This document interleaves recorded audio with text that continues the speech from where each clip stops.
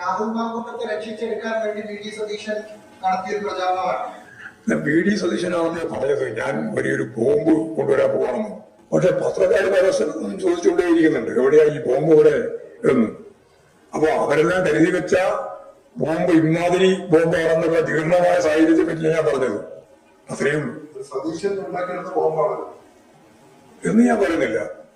പക്ഷേ പറവൂർ കേന്ദ്രീകരിച്ചുകൊണ്ടാണ് ഈ അരങ്ങേറ്റം എന്ന് പറഞ്ഞാൽ പ്രതിപക്ഷ നേതാവിന്റെ അറിവില്ലാതെ കോൺഗ്രസ് സൈബർ വിഭാഗം ഇത്തരം ഒരു നിലപാട് സ്വീകരിക്കുമെന്ന് നിങ്ങൾ ആരെങ്കിലും കരുതുന്നുണ്ടോ? ഇത് മാങ്കൂട്ടത്തിന് അനുകൂലമായ നിലപാട് സ്വീകരിക്കുന്നത് എന്തുകൊണ്ടാണ്? അതല്ല ഇതിന്റെ ഭാഗമാണ്. അതുപോലെ ജീർണമായ സാഹചര്യത്തിലേക്ക് എത്തിയിരിക്കുകയാണ് കോൺഗ്രസ്. ആർക്കും കോൺഗ്രസ് രക്ഷപ്പെടുത്താൻ കഴിയില്ല. മാങ്കൂട്ടത്തിൽ ഒരു പ്രതിയായിട്ട് മാറിയിട്ടുണ്ട് കേരളത്തിന്റെ സാംസ്കാരിക ജീർണതയിലെ. അതിന്റെ ശരിയായ മുഖമായിട്ട് മാറിയിട്ടുണ്ട്. ആ മുഖം ഇങ്ങനെ തന്നെ തുടർന്നു പോകുന്നതാണ് കേരളത്തെ സംബന്ധിച്ചിടത്തോളം ജനങ്ങൾക്ക് ഓർമ്മിക്കാൻ നല്ലത് എന്നാണ് എന്റെ ഒരു ധാരണ. ഒരു വലിയ ബോംബ് വരാൻ പോകുന്നു എന്ന് ഞങ്ങൾ അപ്പോഴേ പ്രതികരിച്ചു. ഏത് ബോംബും വരാൻ പോകുന്നതല്ല UDFന്റെ തലയിലാണ് വീഴുക. ഞങ്ങൾക്കതിൽ ഉത്കണ്ഠയില്ല എന്നാണ് തന്നെ വ്യക്തമാക്കിയതാണ്. പക്ഷെ ഈ സതീശൻ പറഞ്ഞ ബോംബ് ഇതുപോലെ ഒന്നാണോ എന്ന് ആരും പ്രതീക്ഷിച്ചില്ല. പറവൂർ കേന്ദ്രീകരിച്ചുകൊണ്ടാണ് ഈ ബോംബ് രൂപപ്പെട്ടത്. ഷൈൻ ടീച്ചർക്കെതിരായിട്ടും അതുമാത്ര MLA ചേർത്തുകൊണ്ട് കേൾക്കാൻ അറക്കുന്ന രീതിയിലുള്ള കള്ളപ്രചാരകര ഒരുതരം ജീർണമായ UDF മനസ്സുകൾ അത് ഈ കേന്ദ്രത്തിൽ നിന്നുകൊണ്ട് തന്നെ രൂപപ്പെടുത്തിയെടുത്തു എന്നുള്ളതാണ് കാണാൻ സാധിച്ച ഏറ്റവും പ്രധാനപ്പെട്ട ചിത്രം. വലതുപക്ഷ രാഷ്ട്രീയം ഇത്രയേറെ ജീർണമായിരിക്കുന്നു എന്നതിന്റെ തെളിവാണ് ഈ എറണാകുളത്തെ MLAക്കും അതുപോലെ തന്നെ ഷൈൻ ടീച്ചർക്കുമെതിരായിട്ട് നടത്തിയിട്ടുള്ള ആരോപണങ്ങളോടും. കേരളത്തിലെ വലതുപക്ഷ ശക്തികൾ സ്ത്രീകൾക്കെതിരായി നടത്തിക്കൊണ്ടിരിക്കുന്ന പ്രചരണങ്ങൾ ആധുനിക സമൂഹത്തിന് ഒട്ടും യോജിക്കുന്ന ഒന്നല്ല. കഴിഞ്ഞ ലോക്സഭാ തെരഞ്ഞെടുപ്പിന്റെ ഘട്ടത്തിൽ ശൈലജ ടീച്ചർക്കെതിരായിട്ടും വീണ ജോർജ് മന്ത്രിക്കെതിരായിട്ടും തിരുവനന്തപുരം മേയർക്കെതിരായിട്ടുമെല്ലാം ഈ സൈബർ ആക്രമണം ശക്തിയായിട്ട് മുമ്പും നടന്നിട്ടുണ്ട്. സൈബർ ഇടങ്ങളെ രാഷ്ട്രീയ പ്രചരണത്തിന്റെ ഭാഗമായിട്ട് രാഷ്ട്രീയ പാർട്ടികൾ ഉപയോഗിക്കുന്നതിൽ തെറ്റില്ല. അത് ആശയപരമായ അഭിപ്രായങ്ങൾ അവതരിപ്പിക്കുന്നതിന് ഉപയോഗിക്കുകയും ചെയ്യാം. എന്നാൽ അത്തരം രീതികളെല്ലാം ഉപേക്ഷിച്ച് സ്ത്രീകളെ തേജോവധം ചെയ്യാൻ നടത്തുന്ന ഇത്തരം പരിശ്രമങ്ങൾക്കെതിരായി ശക്തിയായ നിലപാടുകൾ സ്വീകരിച്ച് നിയമ പോരാട്ടം ജനാധിപത്യ ശക്തികൾക്ക് സ്വീകരിക്കാൻ കഴിയേണ്ടതുണ്ട് എന്നാണ് ചൂണ്ടിക്കാണിക്കാനുള്ളത്. 4 MLA-മാരെയും സംശയത്തിന്റെ നിഴലിൽ നിർത്താൻ ശ്രമിച്ച ചില വിഭാഗങ്ങളുണ്ട്. അതിനെതിരായി നിയമപരമായ നിലപാട് സ്വീകരിക്കണം എന്ന് തന്നെയാണ് ഞങ്ങളുടെ അഭിപ്രായം. തെറ്റായ ഒന്നിനെയും അംഗീകരിച്ചു കൊടുക്കുന്ന നില സ്വീകരിക്കാൻ പറ്റില്ല. അതിനെല്ലാം തുറന്ന് എതിർത്തുകൊണ്ട് നിലപാട് സ്വീകരിച്ച് മുമ്പോട്ടേക്ക് പോകണം എന്നതാണ് പൊതുവായിട്ട് പറയാനുള്ളത്.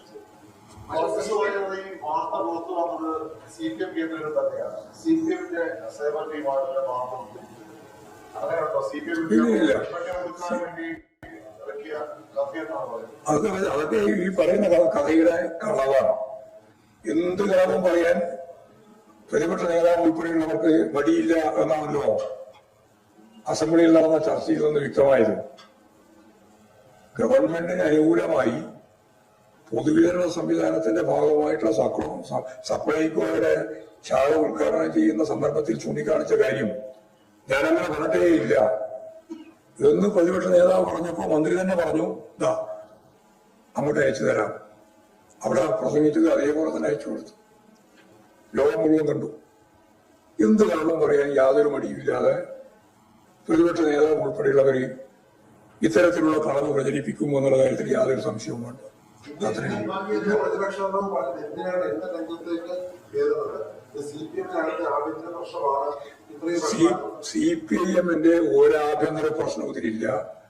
വി ഡി സതീശൻ ഉൾപ്പെടെയുള്ള പ്രതിപക്ഷ നേതൃത്വ നിലയിലുള്ളവർ ആസൂത്രിതമായി ചെയ്തുകൊണ്ടിരിക്കുന്ന ഇത്തരം ചെയ്തികളെ തുറന്ന് എതിർക്കപ്പെടുന്നു എന്ന് വരുമ്പോഴാണ് ഇത്തരം തടി തപ്പുന്നതിന് വേണ്ടിയുള്ള നിലപാടുകൾ സ്വീകരിക്കുന്നത്. നിങ്ങൾ ഇതെല്ലാം പറഞ്ഞിട്ട് നിങ്ങൾക്ക് എന്താ മനസ്സിലായത് എന്ന് ഞാൻ പറയാതെ തന്നെ വ്യക്തമാകുന്നതാണല്ലോ. അതല്ല രക്ഷിച്ചെടുക്കാൻ വേണ്ടി വി ഡി സതീശൻ നടത്തിയൊരു പ്രചാരണമാണ്. വി ഡി സതീശനാണല്ലോ പറഞ്ഞത് ഞാൻ വലിയൊരു ബോംബ് കൊണ്ടുവരാൻ പോവാണെന്ന്. അപ്പൊ നാട്ടിൽ നിന്ന് മുഴുവൻ ആള് ചോദിക്കുന്നുണ്ട്, നിങ്ങളെല്ലാം ചോദിക്കുന്നുണ്ടല്ലോ. ഞാൻ ഒന്ന് പറഞ്ഞു തീർക്കട്ടെ. അതായത് ഒരു വലിയ ബോംബ് വരാൻ പോകുന്നു എന്ന് അദ്ദേഹം ഗൾഫിൽ നിന്നാണ് പറഞ്ഞത്. അല്ല, അപ്പോൾ ഞങ്ങൾ പ്രതികരിച്ചിട്ടുണ്ട്. അതിന്റെ അകത്ത് യാതൊരു കാര്യമില്ല. പക്ഷെ പത്രക്കാർ പരസ്പരം ചോദിച്ചുകൊണ്ടേയിരിക്കുന്നുണ്ട്, എവിടെയാ ഈ ബോംബ് ഇവിടെ എന്ന്. അപ്പൊ അവരെല്ലാം കരുതി വെച്ച ബോംബ് ഇമാതിരി ബോംബാണെന്നുള്ള ജീർണമായ സാഹചര്യത്തെ പറ്റി ഞാൻ പറഞ്ഞത്. അത്രയേ ഉള്ളൂ. എന്ന് ഞാൻ പറയുന്നില്ല. പക്ഷേ പറവൂർ കേന്ദ്രീകരിച്ചുകൊണ്ടാണ് ഈ അരങ്ങേറ്റം എന്ന് പറഞ്ഞാൽ പ്രതിപക്ഷ നേതാവിന്റെ അറിവില്ലാതെ കോൺഗ്രസ് സൈബർ വിഭാഗം ഇത്തരം ഒരു നിലപാട് സ്വീകരിക്കുമെന്ന് നിങ്ങൾ ആരെങ്കിലും കരുതുന്നുണ്ടോ?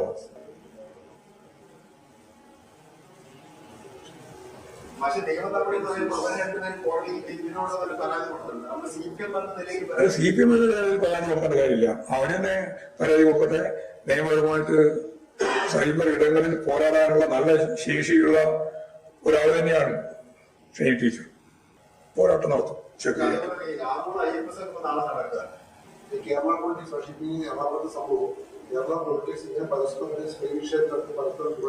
ഇല്ല, പരസ്പരം പോരടിക്കുന്നില്ലല്ലോ. ഏകപക്ഷീയമായ പോരാട്ടല്ലേ. അതായത് കോൺഗ്രസിന്റെ സൈബർ വിഭാഗവും യഥാർത്ഥത്തിൽ ഇപ്പോൾ അതിപ്പോ വി ഡി സതീശനെ വിടുന്നില്ലല്ലോ. ഞങ്ങളെ കുറ്റം പറയുന്ന വി ഡി സതീശൻ തന്നെ പറഞ്ഞല്ലോ, എനിക്കെതിരായിട്ട് സൈബർ ആക്രമണം നടന്നു.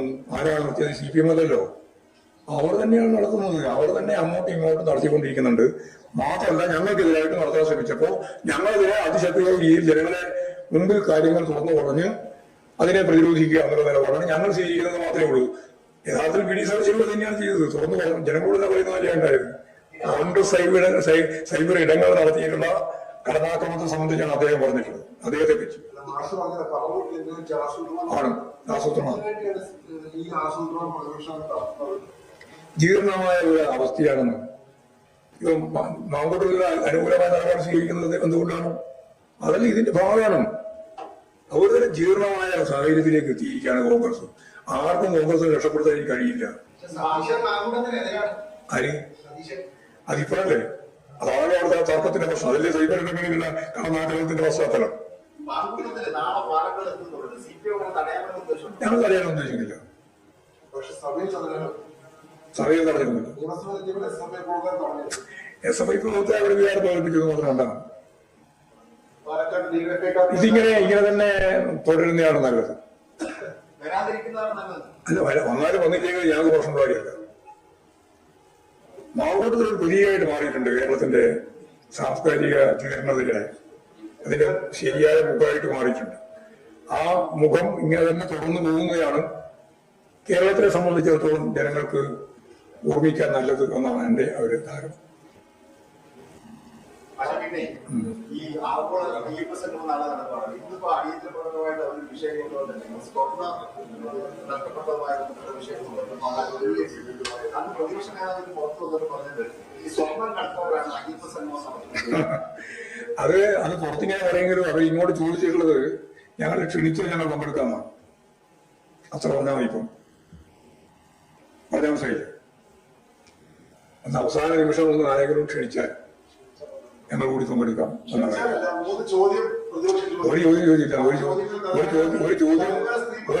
ചോദ്യവും പ്രസക്തമായി ഒരു ചോദ്യവും പ്രസക്തമായിട്ട് ഉന്നയിക്കാതെ തന്നെ പറയുന്നത് നിങ്ങൾ ക്ഷണിച്ചാൽ ഞങ്ങൾ പങ്കെടുക്കാൻ തയ്യാറാണെന്ന് ഒരു പ്രമുഖ നേതാവ് തന്നെ മന്ത്രിയോട് തന്നെ സംസാരിച്ചു. പിന്നെ വെറുതെ ഈ മൂന്നാം പറയാൻ മാത്രമേ ഉള്ളൂ. ഇതിന്റെ അകത്ത് ഒരു ഭൂരിപക്ഷ പീഡനവും ഇല്ല, ന്യൂനപക്ഷ വിവേചനവും ഇല്ല. ഇത് ഒറ്റ കാര്യമുള്ളൂ. ദേവസ്വം ബോർഡ് ലോക അയ്യപ്പ സംഗമം നടത്താൻ തീരുമാനിച്ചു.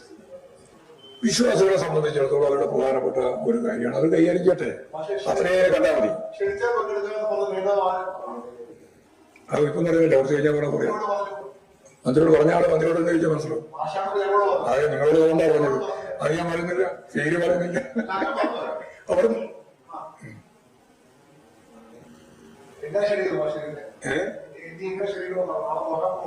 അറിയില്ല, അവൾ ക്ഷണിക്കാൻ പോയല്ലോ. ദേവസ്വം ബോർഡ് പ്രസിഡന്റ് പ്രതിപക്ഷ നേതാവിനെ ക്ഷണിക്കാൻ വേണ്ടി വീട്ടിൽ തന്നെ പോയല്ലോ, സമയം ചോദിച്ചിട്ട്. പക്ഷെ അയാളെ പുറത്തു വന്നില്ല. എവിടെ ക്ഷണിക്കാനേ കഴിഞ്ഞില്ല, സമയം കഴിഞ്ഞില്ല. നാളെയല്ലേ പരിപാടി. ഞാൻ പറഞ്ഞില്ല, നിങ്ങൾക്ക് എഴുതാം. പക്ഷേ ഈ വികസന സദസ്സുകളുമായി സർക്കാർ അതിൽ പങ്കെടുക്കുന്ന UDF കൺവീനർ അടൂർ പ്രകാശ് എല്ലാ ജില്ലാ നേതൃത്വത്തോടും കത്തയച്ചു. മലപ്പുറത്ത് അതിന് വിരുദ്ധമായിട്ട് പങ്കെടുക്കാൻ പറഞ്ഞുകൊണ്ട് അവിടെ ജില്ലാ പ്രസിഡന്റ് ഹമീദ് MLA അദ്ദേഹം കത്ത് കൊടുത്തിട്ടുണ്ട്. ലീഗ് അവിടെ പങ്കെടുക്കുമെന്നാണ് പറയുന്നത്. അല്ല, ഞങ്ങളെ സംബന്ധിച്ചിടത്തോളം എല്ലാവരും പങ്കെടുക്കുന്നതാണ് നമ്മുടെ അഭിപ്രായം. വികസനവുമായി ബന്ധപ്പെട്ട കാര്യങ്ങളിൽ സഹകരിക്കണം, എല്ലാവരും സഹകരിക്കണം. അത് രാഷ്ട്രീയം, കക്ഷി രാഷ്ട്രീയത്തെ അടിസ്ഥാനപ്പെടുത്തിയിട്ട് മാറി നിൽക്കാൻ പാടില്ല എന്നാണ് ആദ്യം മുതലേ ഞങ്ങൾ പറഞ്ഞുകൊണ്ടിരിക്കുന്ന കാര്യം. നാഷണൽ ഹൈവേ മുതൽ ഇങ്ങോട്ട് എല്ലാ പരിപാടിയും എല്ലാറ്റിലും UDF എടുത്ത നിലപാട് അതിന് ഘടകവിരുദ്ധമായിട്ടാണ്. ഒരു വികസനവും നടത്താൻ കേരളത്തിൽ അനുവദിക്കില്ല എന്ന രാഷ്ട്രീയ തീരുമാനമെടുത്തവരാണ് UDF. അതിന്റെ പ്രതിഫലമാണ്. പക്ഷെ അതിന്റെ അകത്ത് തന്നെ വൈരുദ്ധ്യം ഉണ്ടാകുന്നു എന്നുള്ളതാണ് ഇപ്പോൾ മലപ്പുറവുമായി ബന്ധപ്പെട്ട് പറയുമ്പോൾ കാണാൻ സാധിച്ചത്. ലീഗിന്റെ തീരുമാനങ്ങളല്ല, ജില്ലാ ഘടകത്തിന്റെ തീരുമാനമല്ലേ UDFന്റെ. അതെ, ഓരോരുത്തരും ശരിയായ നിലപാടും തെറ്റായ നിലപാടും സ്വീകരിക്കുന്നുണ്ട്. ശരിയായ നിലപാട് സ്വീകരിക്കുന്നവരോടൊപ്പം ഞങ്ങൾ എല്ലാ കാലത്തും അതിനെ യോജിച്ച് നിലപാട് സ്വീകരിക്കുകയും ചെയ്തിട്ടുണ്ട്. അത് ഞങ്ങൾക്ക് തർക്കം. അതായത് വികസന സെമിനാറുകൾ നടത്തുന്നതിനോട് യോജിക്കാൻ തയ്യാറുണ്ട് എന്ന് ആരെങ്കിലും പറഞ്ഞാൽ നിങ്ങൾ യോജിക്കേണ്ടതെന്ന് പറഞ്ഞ കാര്യമില്ല. യോജിക്കില്ല എന്ന് പറയുന്നവരെ രാഷ്ട്രീയമായിട്ടാണ് യോജിക്കാവുന്നത് എന്ന കാര്യം ജനങ്ങളോട് പറയാൻ മാത്രമേ ഉള്ളൂ. അത് പറയാം.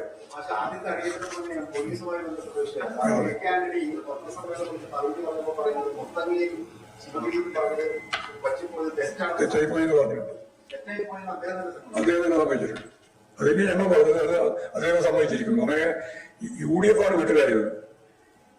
AK ആന്റണിയെ പറഞ്ഞവർ എന്നെ സഹായിക്കാൻ ഒരാളും ഉണ്ടായിരുന്നില്ല. എന്തൊരു ദയനീയമായ അവസ്ഥയാണെന്ന് അറിയിച്ചോ. അപ്പൊ അദ്ദേഹം തന്നെ പറയാൻ പുറപ്പെട്ടു. അദ്ദേഹം തന്നെ പറയുകയും ചെയ്തു, ഒരു അബദ്ധം തന്നെയാണ് പറ്റിയത്. അത് തന്നെയാണ് അടുത്ത വർഷം ഞാൻ പറഞ്ഞത് കൃത്യമായിട്ട് അംഗീകരിച്ചു എന്ന് മാത്രമേ അതിൽ പറയാനുള്ളൂ.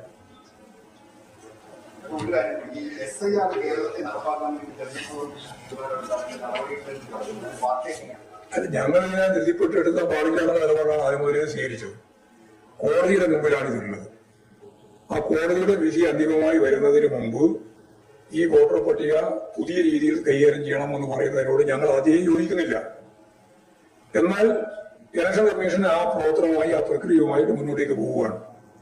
അങ്ങനെ മുന്നോട്ടേക്ക് പോകുന്ന ഒരു സാഹചര്യം രൂപപ്പെട്ടു വന്നാൽ സ്വാഭാവികമായും കേരളം പോലുള്ള സംസ്ഥാനത്ത് ഇടതുപക്ഷ ജനാധിപത്യം ഒരു പ്രബലമായി നിൽക്കുന്ന ഒരു സംസ്ഥാനം എന്ന നിലയിൽ നമുക്കതിൽ ഇടപെടേണ്ടി വരും. എല്ലാവരുടെയും, ഒരാളുടെയും വോട്ട് നഷ്ടപ്പെടാതിരിക്കുകയും അല്ല, അങ്ങനെയല്ലേ? അതുപോലെ തന്നെ അർഹതയുള്ള ഒരാളുടെയും വോട്ട് നഷ്ടപ്പെടാതിരിക്കുക, അർഹതയുള്ള വോട്ടൊന്നും തള്ളി പോകാതിരിക്കുക, രണ്ടും വേണം. അത് രണ്ടും ചെയ്യുന്നതിന് വേണ്ട നിലപാടാണ് ഞങ്ങൾ സ്വീകരിക്കുക. പ്രതിഷേധത്തിന്റെ സ്വഭാവം കൊണ്ട് വോട്ടേഴ്സിനോട് പ്രതിഷേധിച്ചിരുന്ന കാര്യം, വോട്ടേഴ്സ് ലിസ്റ്റ് തയ്യാറാക്കല്ലേ? ആ തയ്യാറാക്കുന്ന പ്രക്രിയയിൽ ഞങ്ങൾക്ക് അഭിപ്രായ വ്യത്യാസമുണ്ട്. ആ അഭിപ്രായ വ്യത്യാസം ഉണ്ട് എന്നുള്ളതുകൊണ്ട് ആ പ്രക്രിയയിൽ നിന്ന് ഒഴിഞ്ഞു നിൽക്കാൻ ഞങ്ങൾ തയ്യാറില്ല.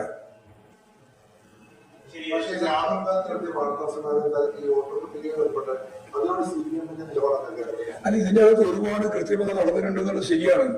അതുപോലെ തന്നെ പറഞ്ഞുള്ള ഒരുപാട് കാര്യം ശരിയാണെന്ന് ഇപ്പോൾ വ്യക്തമാക്കപ്പെട്ടിട്ടുണ്ടല്ലോ. അതിനോട് ഞങ്ങൾക്ക് എന്തിനാണ് യോജിപ്പുണ്ടാകുന്ന കാര്യം? അതായത് പാർലമെന്റ് ജനാധിപത്യ സംവിധാനത്തിന്റെ ഏറ്റവും അടിസ്ഥാനപരമായ ഘടന എന്ന് പറയുന്നത് വോട്ടേഴ്സ് സിസ്റ്റമാണ്. അത് കൃത്രിമത്തിൽ രൂപപ്പെടുത്താനും അതിന്റെ ഭാഗമായിട്ടുള്ള നിരവധി വോട്ടർമാരെ കൂട്ടിച്ചേർക്കുക, നിരവധി വോട്ടർമാരെ വെട്ടിമാറ്റുക, ഇത്തരത്തിലുള്ള പ്രക്രിയയാണ് രാജ്യത്തിന്റെ ഭാഗമായിട്ട് കണ്ടത്. അതാണ് രാഹുൽ ഗാന്ധി ഉൾപ്പെടെ ചൂണ്ടിക്കാണിച്ചത്, ഞങ്ങളും ചൂണ്ടിക്കാണിച്ചിട്ടുണ്ട്. അപ്പൊ അത് സംബന്ധിച്ച് ഞങ്ങളുടെ വ്യക്തമായ അഭിപ്രായം, ഫലപ്രദമായ രീതിയിൽ ജനാധിപത്യ അടിത്തറ നിലനിർത്തത്തക്ക രീതിയിലുള്ള ഒരു വോട്ടേഴ്സ് സിസ്റ്റം ആവണം, കുറ്റമറ്റതാവണം. അതിന് സുപ്രീം കോടതിയിൽ മുമ്പ് ഒരു കേസുണ്ട്. ആ കേസ് വിധി പറയുന്നതിന് മുമ്പാണ് ധൃതിപ്പെട്ട് ഇലക്ഷൻ കമ്മീഷൻ ഇങ്ങനെ നിലപാട് സ്വീകരിക്കുന്നത്. ഇലക്ഷൻ കമ്മീഷൻ എന്നെല്ലാം പറയുന്നത് ഇപ്പോൾ യഥാർത്ഥത്തിൽ പഴയ സ്വതന്ത്രമായ അങ്ങനെയല്ലേ ഭരണഘടനാ സ്ഥാപനം എന്ന രീതിയിലൊക്കെ നമ്മൾ കാണുക. അതിൽ നിന്ന് വ്യത്യസ്തമായി BJP തീരുമാനം നടപ്പിലാക്കുന്ന ഏജൻസിയെ പോലെ പ്രവർത്തിക്കുന്നു എന്നതാണല്ലോ ഇന്ത്യ ഉയർന്നു വന്ന വലിയ ആക്ഷേപം. ഏത്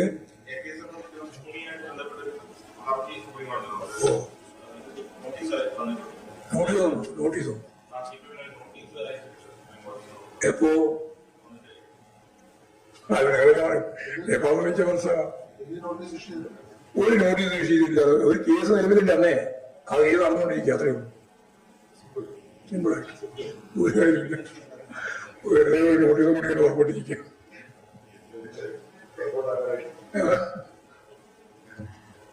കേസിന്റെ കേസ് ഞങ്ങൾ നടത്തിക്കൊണ്ടിരിക്കുകയാണ്.